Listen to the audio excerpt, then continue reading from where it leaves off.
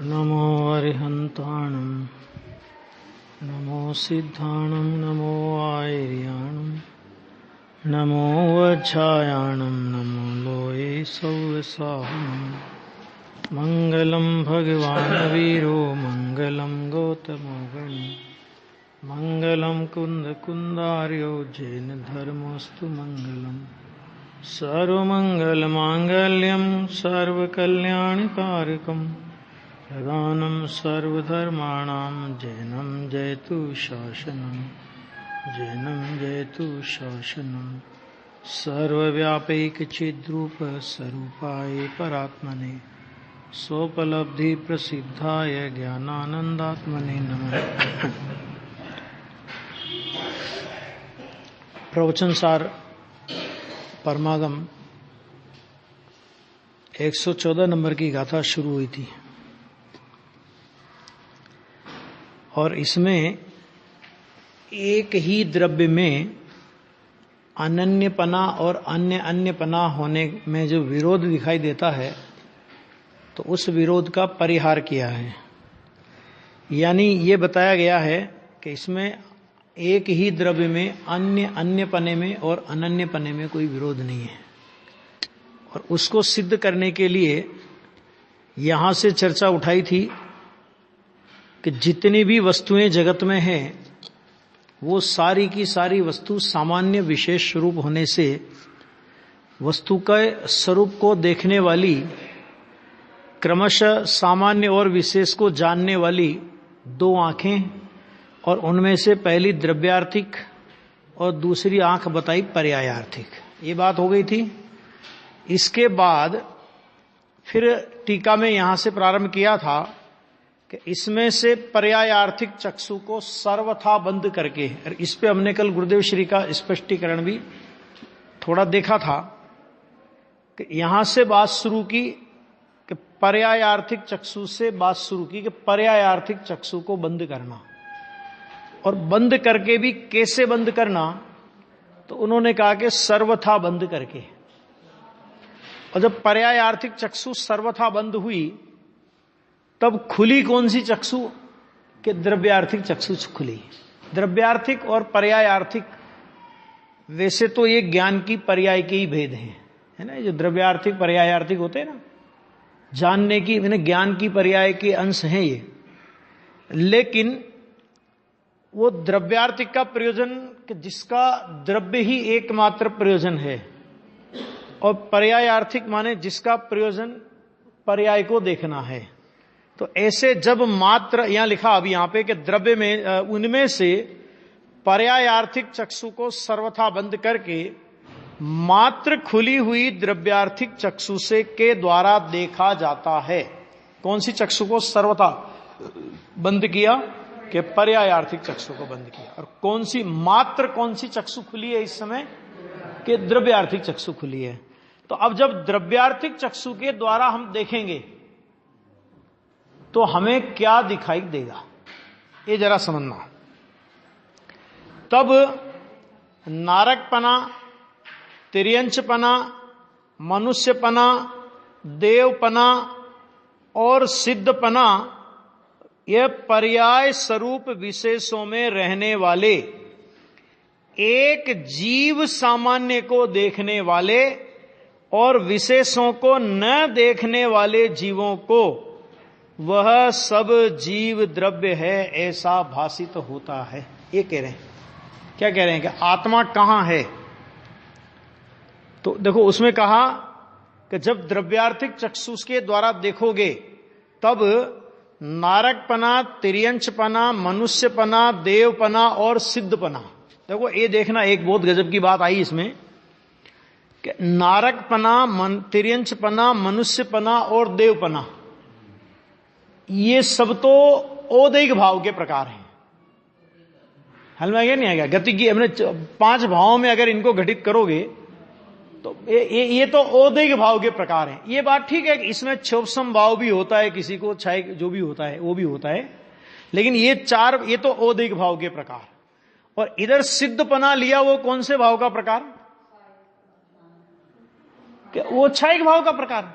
इसका अर्थ क्या हुआ कि औदैक भाव हो, औपसमिक भाव हो, क्षयोपसमिक भाव हो कि क्षायिक भाव हो, एक बात, यानी संसार की चार गति रूप कोई पर्याय, इस शरीर की अवस्था की बात नहीं है, ये पहले से नक्की है ना, आत्मा की पर्याय की बात लेना। तो ये चाहे संसार की चार गति रूप कोई सी पर्याय हो, और चाहे गति के अभाव रूप सिद्ध दशा की पर्याय हो, है ना, सबको तराजू के एक पलड़े में रखा है। अब इसमें और देखो थोड़ा और थोड़ा बारीकी में जाओ कि त्रियंच पने में क्या क्या पर्याय आई। कि त्रियंच पने में तो निगोद भी आ गया ना, तो यानी निगोद रूप अवस्था, जीव की निगोद रूप अवस्था और जीव की सिद्ध रूप अवस्था, ये सब पर्यायार्थिक नहीं का विषय है ना। इसलिए नियम सार में एक कलश आया कि बंध और मोक्ष में हम तो मैंने क्या देखे हम इसमें भेद, ये तो सब पर्याय नहीं का विषय है। आश्रय करने लायक ना बंध है और आश्रय करने लायक ना मोक्ष की प्रकट निर्मल पर्याय है। तो क्या अंतर देखिए हम इसमें, है ना। बहुत अच्छा एक शुद्ध भाव अधिकार के अंदर ऐसा एक कलश आया कि बंध और मुक्ति में निश्चय से कोई अंतर नहीं है। क्या मतलब इसका कि बंध और मुक्ति में अंतर नहीं है, कि कौन से स्टेशन पे खड़े रह करके ये बात बोल रहा है वो, कि वो द्रव्य स्वभाव के प्लेटफार्म पे खड़ा है और द्रव्य स्वभाव के प्लेटफार्म पे खड़ा होकर के बोलता है कि हमें तो मुक्ति में और संसार में कोई अंतर दिखाई नहीं देता। क्यों नहीं दिखाई देता? कि दोनों पर्याय नय का विषय है, दोनों व्यवहार नय का विषय है, दोनों आश्रय करने लायक नहीं है, दोनों अवलंबन करने लायक नहीं है, दोनों मेपना करने लायक नहीं है। आ गया? इतना वज्र का कलेजा चाहिए इस तत्व को पचाने के लिए, कि कहां निगोद और कहां सिद्ध, है ना। कि भाई साहब कुछ भी हो लेकिन है पर्याय, और पर्याय होने से जिस तरह निगोद अवस्था का द्रव्य दृष्टि के विषय में प्रवेश नहीं, इसी तरह सिद्ध दशा का भी द्रव्य दृष्टि के विषय में प्रवेश नहीं। नो एंट्री का बोर्ड लगाए। भगवान ज्ञायक स्वभाव में जिस तरह आश्रवबंध पुण्य पाप का स्वांग आकर के चला जाता है, आया और गया क्योंकि वो स्वांग है, इसी तरह मोक्ष का स्वांग भी आया और आकर के चला गया। और सर्वविशुद्ध अधिकार जब समय सार का प्रारंभ हुआ तो उस अधिकार के पहले ही कलश में आचार्य देव ने यह बात कही कि वो भगवान आत्मा कैसा है, तो उन्होंने कहा कि बंध और मोक्ष की रचना से दूर दूर वर्तता है। देखो मैं दिखाता हूं एक मिनट, ऐसा नहीं, अपनी तो गुरुदेव की पद्धति है कि कोई भी प्रमाण है तो उसको देख लो। देखो एक मिनट,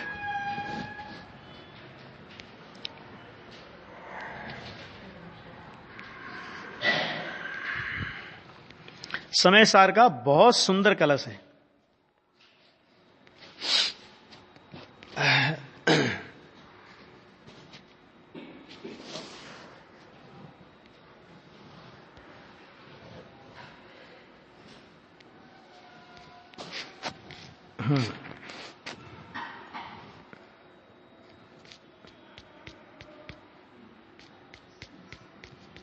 ये कलश आया,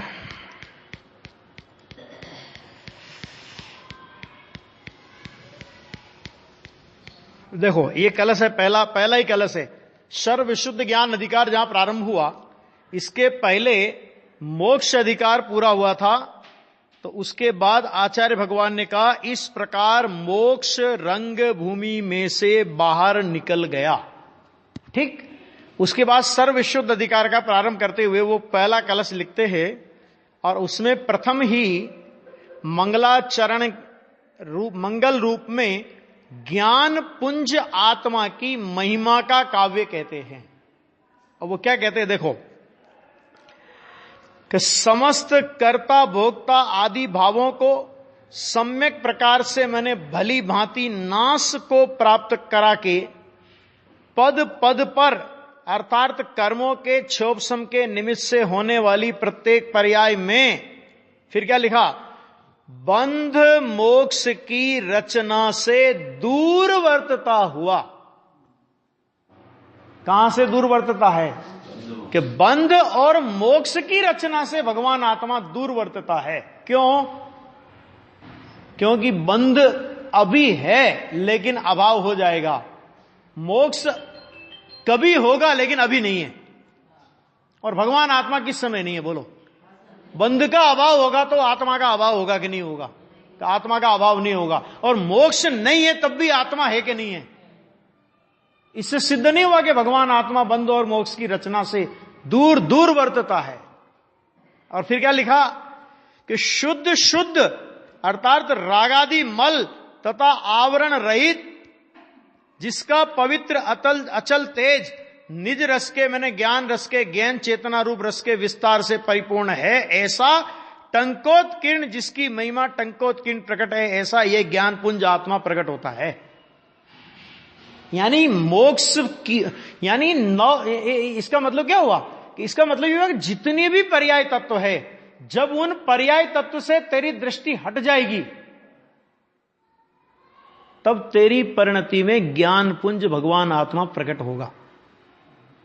और किसी भी पर्याय पर नजर रही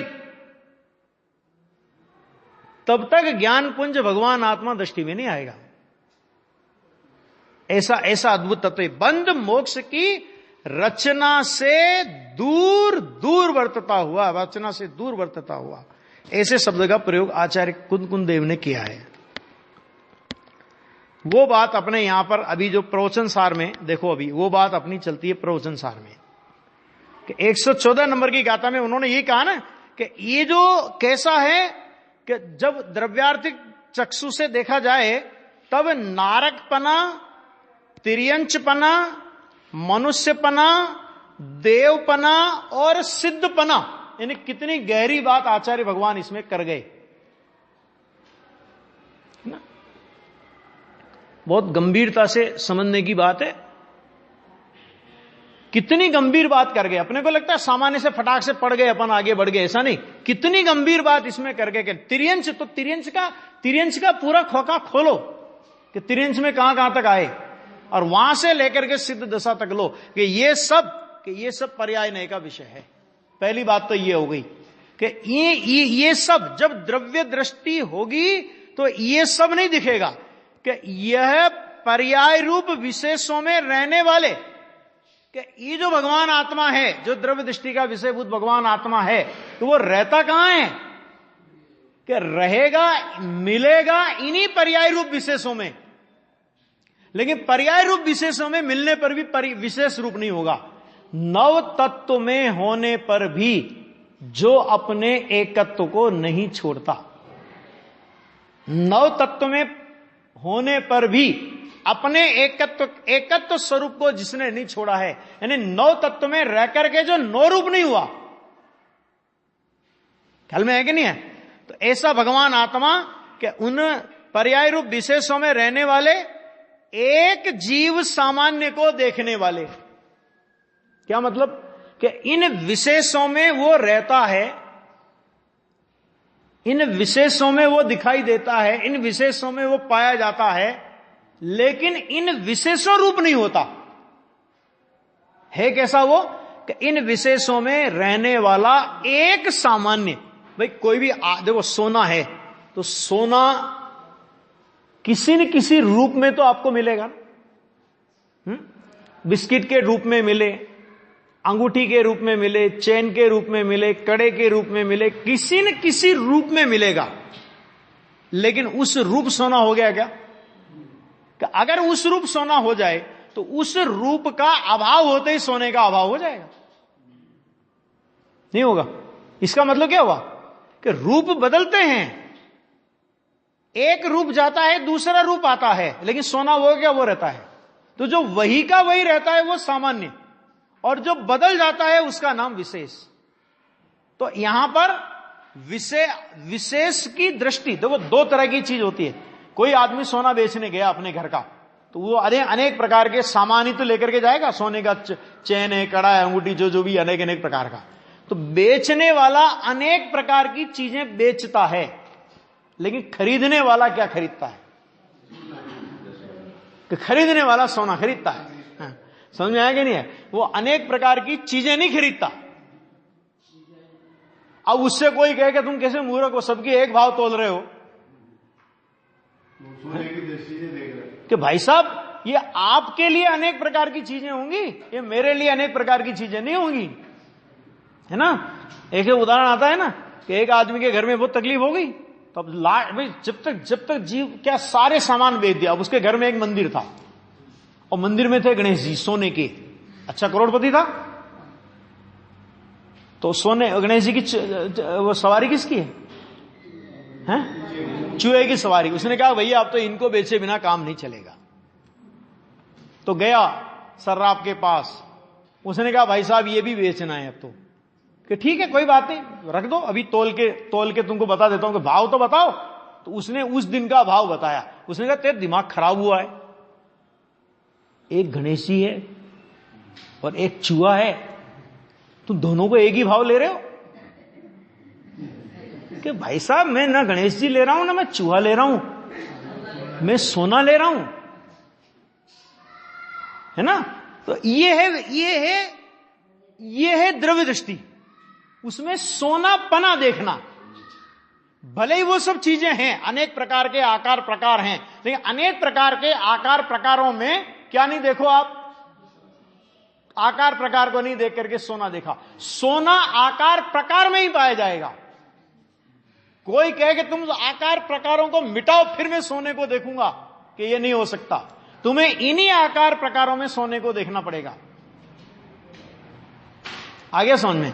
तो उसका नाम है द्रव्य दृष्टि। इसी तरह कोई कहे कि हम तो जीव को तब देखेंगे, कि सामान्य जीव को तब देखेंगे कि जब ना उसमें मनुष्य पना हो, ना तिर्यंच पना हो, ना देव पना हो, ना नारकी पना हो, ना सिद्ध पना हो।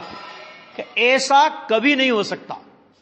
वो सामान्य जीव स्वभाव किसी न किसी विशेष में ही तुम्हें मिलेगा। अब ये तुम्हारी नजर की कमाल है कि तुम उस विशेष को नहीं देखो और विशेष में उस सामान्य को देख लो। इसका नाम द्रव्य दृष्टि। विशेष को मिटाने का नाम द्रव्य दृष्टि नहीं है। ध्यान से सुनना, विशेष को मिटाने का नाम द्रव्य दृष्टि नहीं है। विशेष होते हुए भी और विशेष में वो सामान्य देख लेना, विशेष की दृष्टि ओझल हो जाना, उसका नाम द्रव्य दृष्टि है। अब इसे सैकड़ों उदाहरण इसके होते हैं। किसी के गोरस का त्याग है। गोरस में कितनी चीजें आती है? गाय माने दूध आएगा, दही आएगा, छाछ आएगी और घी आएगा। 4 चीजें होती है ना गोरस में। अब किसी ने गोरस का त्याग लिया कि मेरे को गोरस नहीं खाना, ठीक है। तो अब वो ये प्रश्न कर सकता है कि नहीं कर सकता, छाछ पी सकता हूं कि नहीं? अरे भले आदमी, जब तूने गोरस का त्याग किया है ना, क्योंकि गोरस इन्हीं में से किन्हीं में होगा। यानी वो दूध रूप हो सकता है, वो दही रूप हो सकता है, वो छाछ रूप हो सकता है और वो घी रूप हो सकता है। इन विशेषों को नहीं देख करके इनमें एक गोरस पना देखना, ये सामान्य दृष्टि। आई बात समझ में? तो ऐसे ही यहां पे कह रहे हैं कि तब नारकत्व, तिर्यंचत्व, मनुष्यत्व, देवत्व और सिद्धत्व, यह पर्याय रूप विशेषों में रहने वाले एक जीव सामान्य को देखने वाले, इन विशेषों में रहने वाला जो एक जीव सामान्य है, वही जो जीव सामान्य है उसको देखने वाले और विशेषों को न देखने वाले जीवों को। विशेष तो विशेष में है, लेकिन विशेष पर क्या नहीं है? कि विशेष पर नजर नहीं है। जब विशेष पर नजर नहीं है तो क्या दिखेगा? कि सामान्य। कि देखने वाले जीवों को यह सब जीव द्रव्य है ऐसा भाषित होता है। क्या भाषित होता है? कि तिर्यंच हो तो भी जीव दिखाई देता है, नारकी जीव दिखाई देता है। माने ये भेद दिखाई ही नहीं देते। उसे सर्वत्र जीव जीव और जीव ही दिखाई देता है। आ गया? ऐसा भासित होता है। ये है दृष्टि देखने की। और जब अब देखो कि जब ऐसा जीव द्रव्य भासित होता है तो फिर क्या होता है? कि जब जीव द्रव्य भासित हो गया तो क्या हो गया? उसको द्रव्य दृष्टि के बल पर जब विशेष को न देखकर उसने जीव सामान्य को देखा, अपने भी जीव सामान्य को देखा, अपने को द्रव्य दृष्टि से देखा, तो यहां वो ज्ञानी हो जाता है। अब ज्ञानी हो गया ना, अब कहते हैं कि ज्ञानी हो गया, द्रव्य की दृष्टि तो हो ही गई, अब तू पर्याय का भी ज्ञान कर आराम से, कोई तकलीफ नहीं तेरे को सारी छूट है। क्या सारी छूट है? हां। अब क्या कर? अब तो द्रव्यार्थी नए की चक्षु को सर्वथा बंद कर दे। क्या मतलब? कि दृष्टि तो द्रव्य पर हो ही गई, अब तुझे पर्याय को जानना है ना, पर्याय का ज्ञान करना है ना, तभी द्रव्यार्थी चक्षु को बंद कर दे। वो भी कैसे? सर्वथा बंद कर दे। वो देखो कह रहे हैं, और जब द्रव्यार्थिक चक्षु को सर्वथा बंद करके मात्र खुली हुई पर्याय आर्थिक चक्षु के द्वारा देखा जाता है। लेकिन कौन देखता है ये?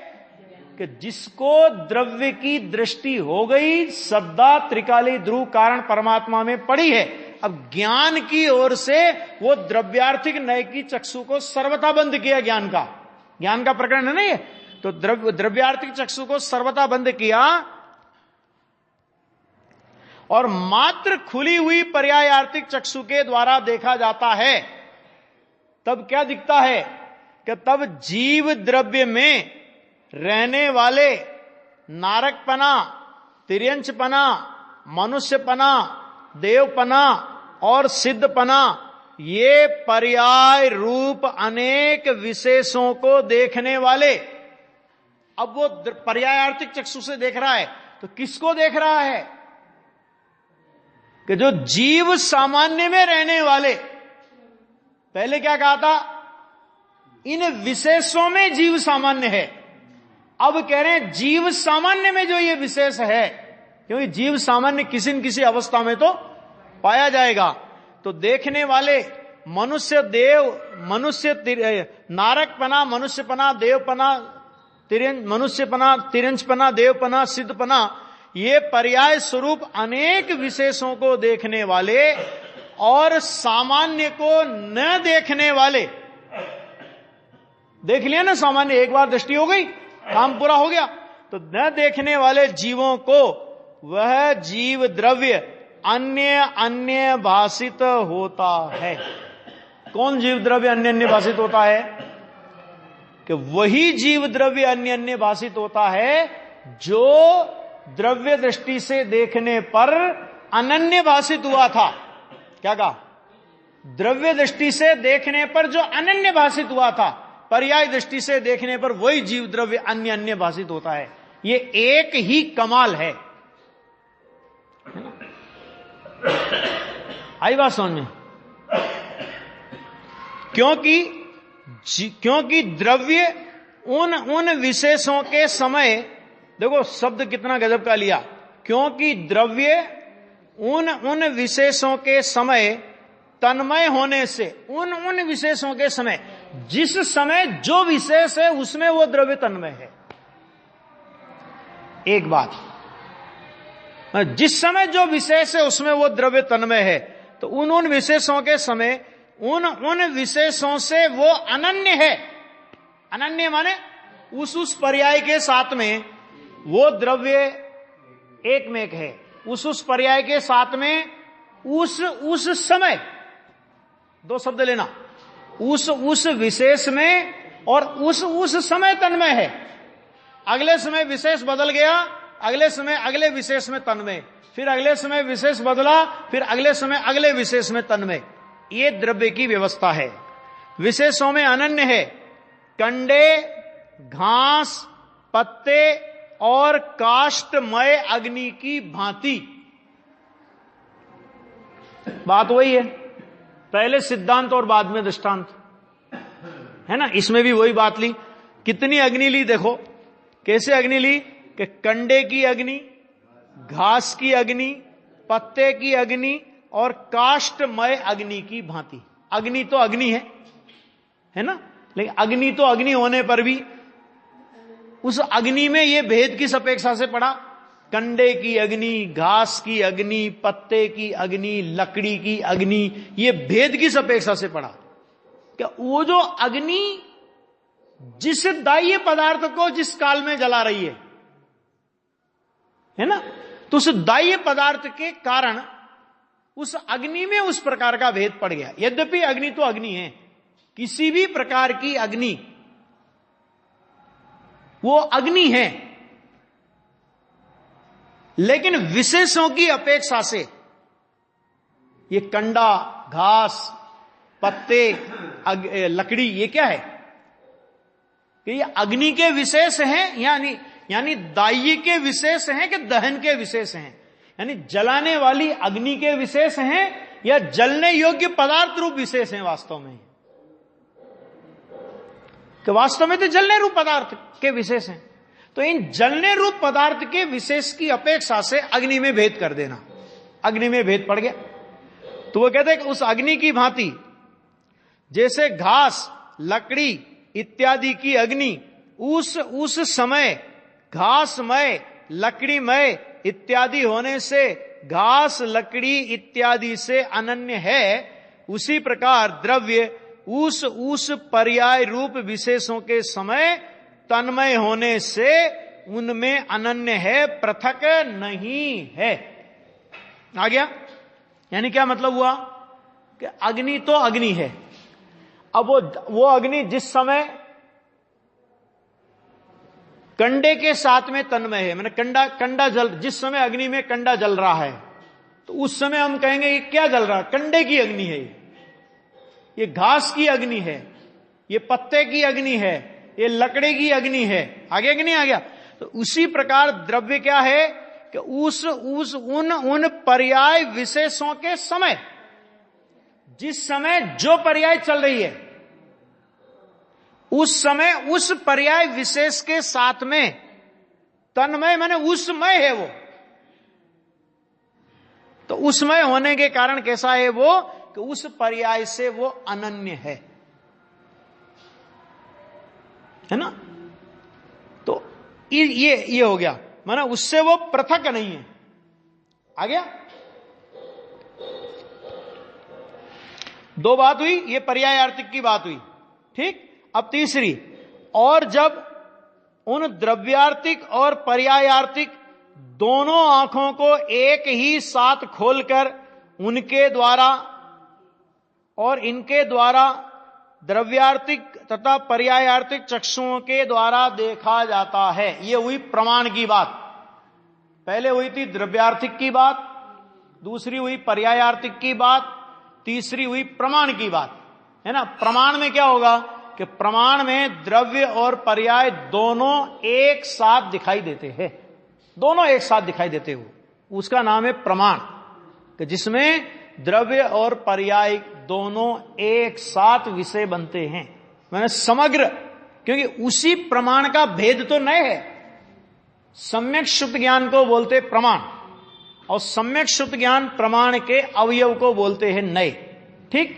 तो यहां पे प्रमाण में क्या होगा कि प्रमाण में द्रव्यार्थिक और पर्यायार्थिक दोनों आंखों को एक ही साथ, उसमें द्रव्य और पर्याय की आंख आगे पीछे नहीं खुलेगी, एक ही साथ खोलकर उसके द्वारा द्रव्य और द्रव्यार्थिक और पर्यायार्थिक चक्षुओं के देखा जाता है।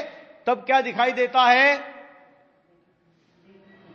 तब क्या देखा जाएगा? तब क्या दिखाई देगा कि तब नारकपना, तिर्यंचपना, मनुष्यपना, देवपना और सिद्धपना पर्यायों में रहने वाला जीव सामान्य, माने इन पर्यायों में रहने वाला जीव सामान्य भी दिखाई देगा और जीव सामान्य में रहने वाली ये पर्याय भी दिखाई देंगी। ख्याल में आ गया? तथा जीव सामान्य में रहने वाला नारकपना, तिर्यंचपना, मनुष्यपना, देवपना और सिद्ध पर्याय स्वरूप विशेष तुल्य काल में ही माने एक ही साथ दिखाई देते हैं। ख्याल में आ गया ना? यानी क्या मतलब है कि ज्ञानी को शुद्ध द्रव्यार्थिक नय के विषयभूत भगवान आत्मा का लक्ष्य करके जब सम्यक दर्शन प्रकट हुआ, उसके साथ में भाव शुद्ध ज्ञान सम्यक प्रमाण प्रकट हुआ, तो उस प्रमाण ज्ञान में वो द्रव्यार्थिक नय को मुख्य करके देखे, वो पर्यायार्थिक नय को मुख्य करके देखे, या प्रमाण को मुख्य करके देखे, सब छूट है ना?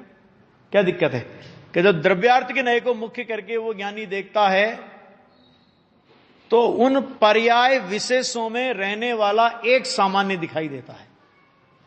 जब पर्यायार्थिक नय को मुख्य करके देखता है तो द्रव्य सामान्य में रहने वाले सारे पर्याय रूप विशेष दिखाई देते हैं। जब द्रव्य और पर्याय दोनों को मुख्य करके दोनों को देखता है, उसमें मुख्य गुण तो होता ही नहीं, क्योंकि प्रमाण में तो कोई मुख्य गुण की व्यवस्था ही नहीं है, नयों में है ये तो सारा का सारा काम।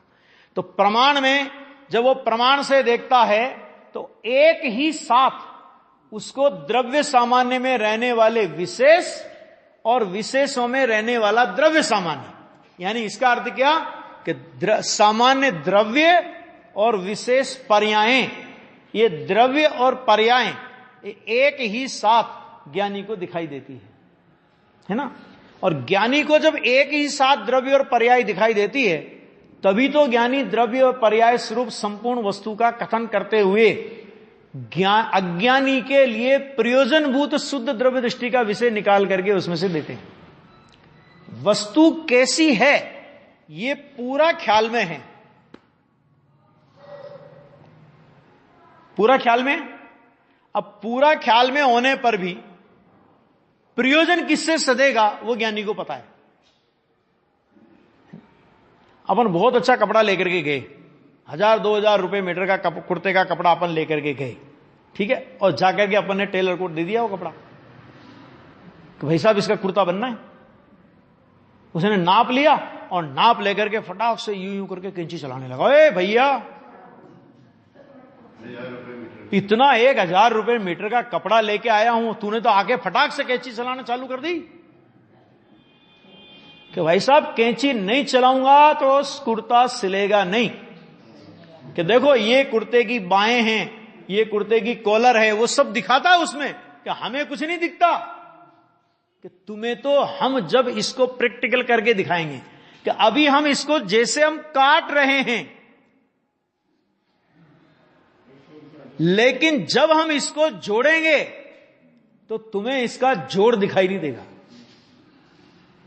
तो कुर्ता सिलना है तो काटना भी जरूरी है, सिलने के लिए काटना जरूरी है, और कुर्ता पहनना हो तो कटे हुए की सिलाई जरूरी है। नहीं आया समझ में, है ना? तो अगर आत्मा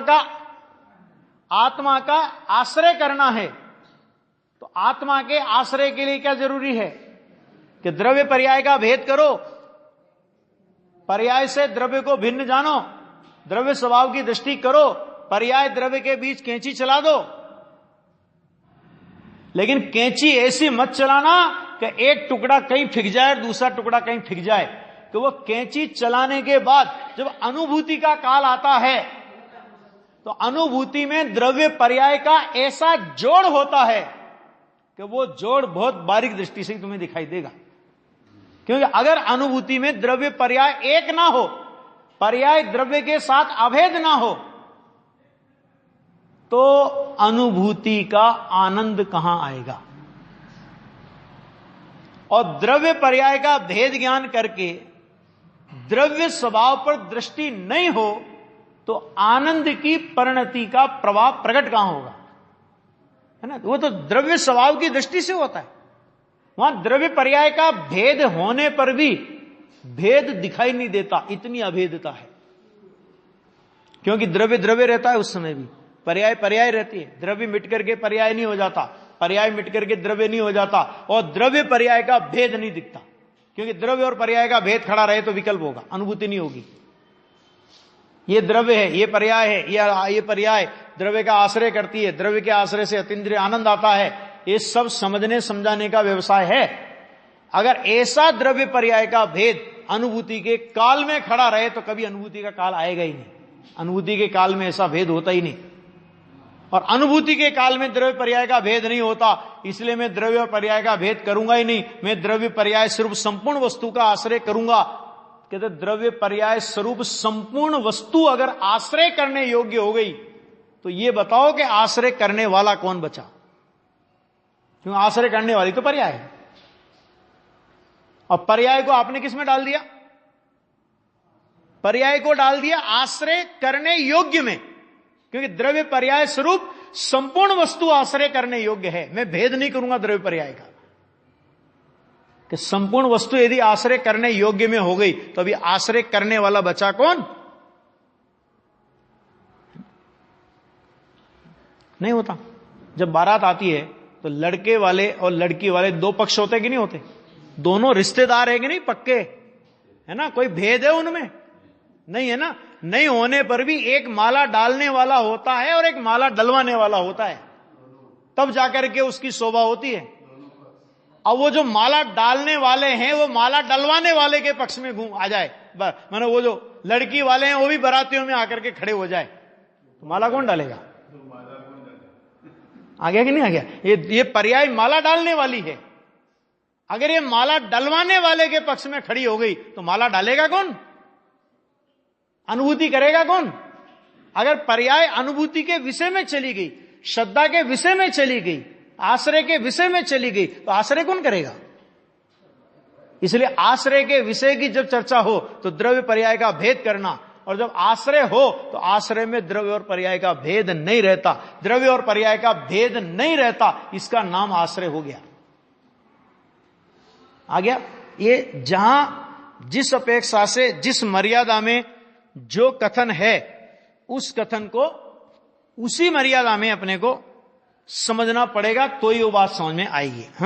यहां हो गया, यहां एक आंख, यहां वहां एक आंख से देखा जाना वह एक देश अवलोकन है, और दोनों आंखों से देखना वह सर्वावलोकन मैंने संपूर्ण अवलोकन है। देखो, नए हमेशा एकांत होते हैं लेकिन सम्यक एकांत होते हैं। प्रमाण हमेशा अनेकांत होता है।